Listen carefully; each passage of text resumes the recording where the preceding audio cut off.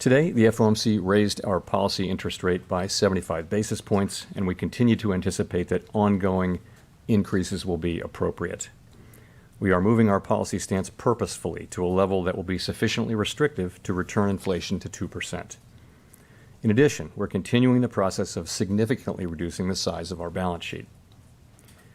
Restoring price stability will likely require maintaining a restrictive stance of policy for some time. The U.S. economy has slowed significantly from last year's rapid pace. Real GDP rose at a pace of 2.6% last quarter, but is unchanged so far this year. Recent indicators point to modest growth of spending and production this quarter. Growth in consumer spending has slowed from last year's rapid pace, in part reflecting lower real disposable income and tighter financial conditions.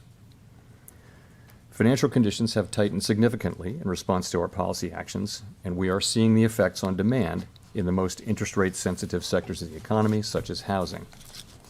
It will take time, however, for the full effects of monetary restraint to be realized, especially on inflation. That's why we say in our statement that in determining the pace of future increases in the target range, we will take into account the cumulative tightening of monetary policy and the lags with which monetary policy affects economic activity and inflation. At some point, as I've said in the last two press conferences, it will become appropriate to slow the pace of increases as we approach the level of interest rates that will be sufficiently restrictive to bring inflation down to our 2% goal. There is significant uncertainty around that level of interest rates. Even so, we still have some ways to go, and incoming data since our last meeting suggests that the ultimate level of interest rates will be higher than previously expected. Our decisions will depend on the totality of incoming data and their implications for the outlook for economic activity and inflation.